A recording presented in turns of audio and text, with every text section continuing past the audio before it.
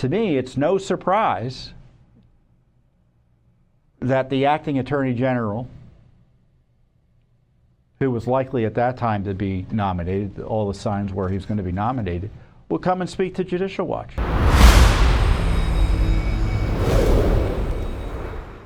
So the other day, Judicial Watch got an inquiry from CNN. And you may wonder, why is CNN wanting to hear what Judicial Watch has to say? Because they found a speech that Acting Attorney General Todd Blanche gave to a private Judicial Watch event earlier this year. Now, Todd Blanche is up for, has been nominated by President Trump to be the Attorney General. He's currently Acting Attorney General. He's been Acting Attorney General since Pam Bondi left. And so the Senate has to confirm him. And as part of that confirmation process, nominees like Blanche have to turn over every speech they've given. And so I guess he had a record of the speech he gave to Judicial Watch. Now, obviously, I was there for the speech, so I do remember it, but I didn't have the text. So CNN got a hold of it because it's now in the public files up in the Senate, evidently. So the reporter wanted to know, what'd you think about it? And, you know, my first response to the reporter was, well, what did you think about it? And she obviously didn't have much to say. She wanted to hear what I had to say. And my impression of the speech was that it was good that the Deputy Attorney General, the Acting Attorney General, came to see Judicial Watch and make a presentation to Judicial Watch. In many ways, his presence is as important, or was as important, as the substance of his speech. And the substance of his speech was it was interesting. I'll put it at that. So here's the CNN headline. In private speech, Blanche tried to mend fences with critical conservative activists. And that's a reference to yours truly. And the Judicial Watch event took place at the Doral Hotel, which is run by Trump's family. At President Trump's Miami hotel, Acting Attorney General Todd Blanche recently tried to smooth things over with a conservative watchdog group whose anger at the Trump administration was building on multiple fronts. I don't know if anger is the right term. I'm a friend of President Trump, so I don't get angry about stuff. I sometimes get angry at government malfeasance. I sometimes get angry about government lawlessness. But the challenge we have with any administration, including this administration, is getting them to follow transparency law. That's I wouldn't say the biggest issue in terms of the rule of law for the country. But in terms of what we do, we're asking for Freedom of Information Act records that should be given under law about topics of interest and grave importance to the American people, whether it be the lawfare attacks on President Trump by the Obama-Biden gang, whether it be abuses by Obama against, going back many years to the IRS Tea Party scandal, or Hillary's emails, or the Butler assassination. I've been talking about that recently, the Butler assassination attempt. Or the FBI abuses targeting parents, targeting churches.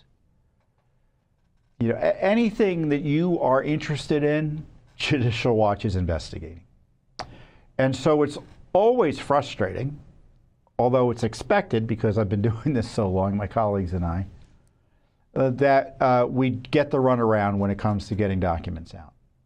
But I'm also frustrated by the fact that the Justice Department and the FBI haven't moved fast enough, at least in my view, to prosecute the lawfare and wild abuses of power that nearly destroyed our republic. I mean, this is not a modest or a minor issue. The effort to jail Trump is a republic-ending type of threat to the way our government is set up.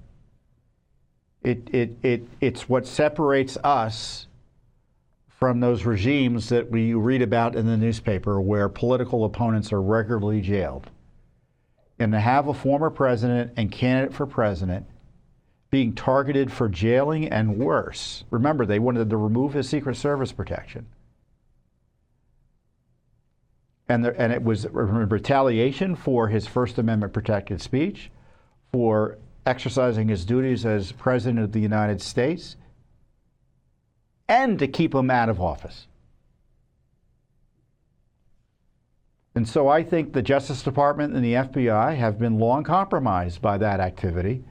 And however good the head of the agencies are, whether it be Kash Patel, Pam Bondi, or the incoming Todd Blanche, institutionally the FBI and the Justice Department can't investigate themselves. That's kind of the basic issue I have.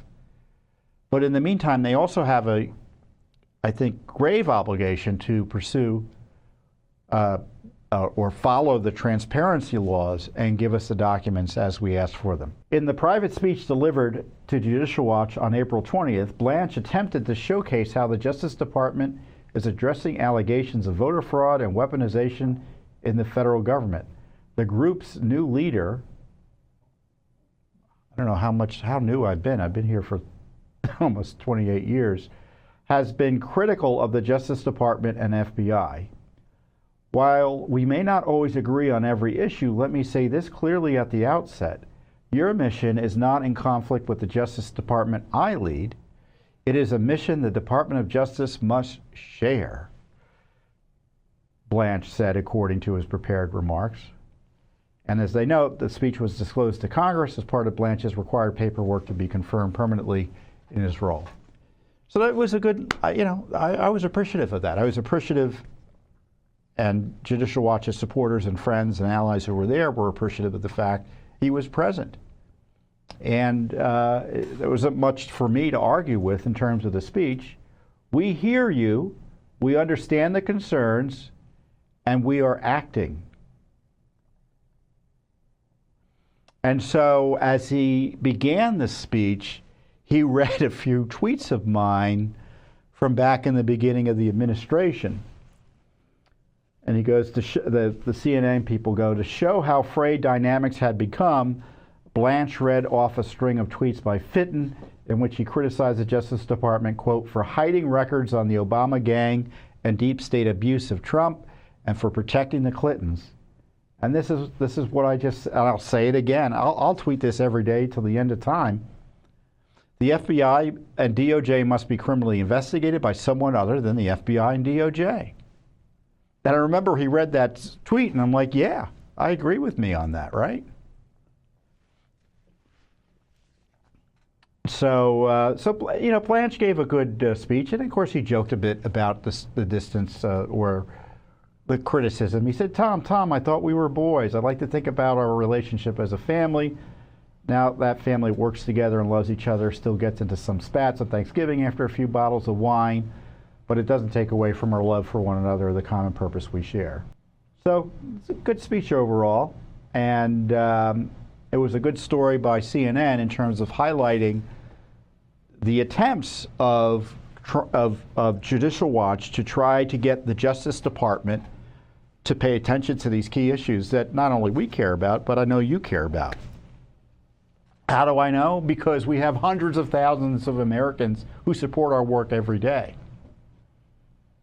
So it's not just, as the headline says, a conservative activist. It's a conservative activist who's the head of America's largest and most effective government watchdog group, the most widely supported group in terms of government watchdog work and transparency in the country, if not the world, which has had the most significant impact on the direction of the country as a result of our historic work. To me, it's no surprise that the acting Attorney General, who was likely at that time to be nominated, all the signs were he was going to be nominated, will come and speak to Judicial Watch. So thank you, Acting Attorney General Blanche, for coming to speak to Judicial Watch. And my view on what should happen at the Justice Department is, similar to what I've been talking about. They can't investigate themselves. If they are going to do these investigations into lawfare, they've got to get moving on it and be much more aggressive and proactive. Time's a wasting. I don't think the FBI is redeemable. I think the FBI, the Justice Department should be significantly curtailed. It's not so much who's running the agency, but what the reform efforts are. What is the agenda? And the agenda, I think, has got to be much more reformist than it currently is. And that's kind of my general point of view, and you may disagree with it. But there can be no doubt they got to follow the law. There can be no doubt they got to give us the records as the law requires. And that's the challenge, because we're not getting the records timely enough. Now they're trying. Sometimes they're trying, but in the end, it's not much faster than what we got under the Biden administration. I mean, is there a case or two where, oh, maybe we got these records because they recognized it was an important issue and they gave them to us in a timely way? Maybe. I can't think of any offhand.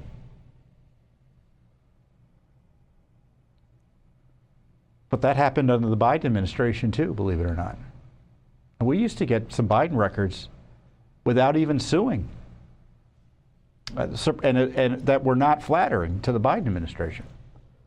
And here, we can't get records sometimes from the FBI or the Justice Department or other agencies that aren't necessarily about Trump. They're about the abuses of Biden and Obama. I mean, we're still getting, the FBI the other day filed a brief hiding record showing they still didn't want to produce records about St. Hillary of the grand jury, as I affectionately call her.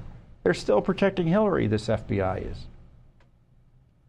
So that's the frustration. And I think Todd Blanche recognizes it.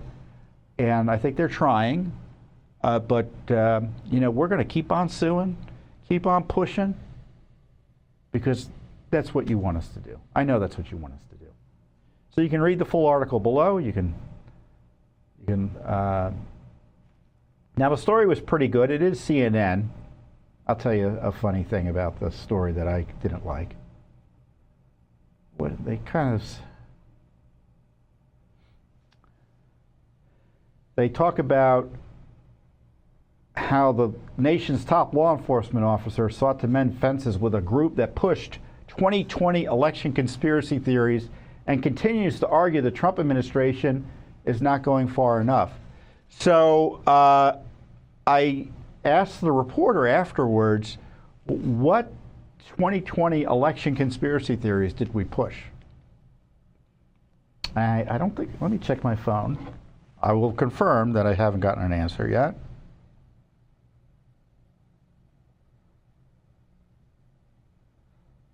Give me a second. Nope, no answer. So they just throw off lines like that are crazy, but that's fine because the story itself is good in the sense that it highlights that Judicial Watch is having an impact. The rule of law matters, and that there are public servants and powerful people in D.C. who are paying attention to what we're doing. And you know, Todd Blanche is certainly someone who sees himself as an ally in our cause, which is good to see. You know, so I can't complain too much, right? Now, tune in next week, and I'll be attacking the Justice Department on topic X, Y, and Z. Don't worry. Thanks for watching. Don't forget to hit that subscribe button and like our video down below.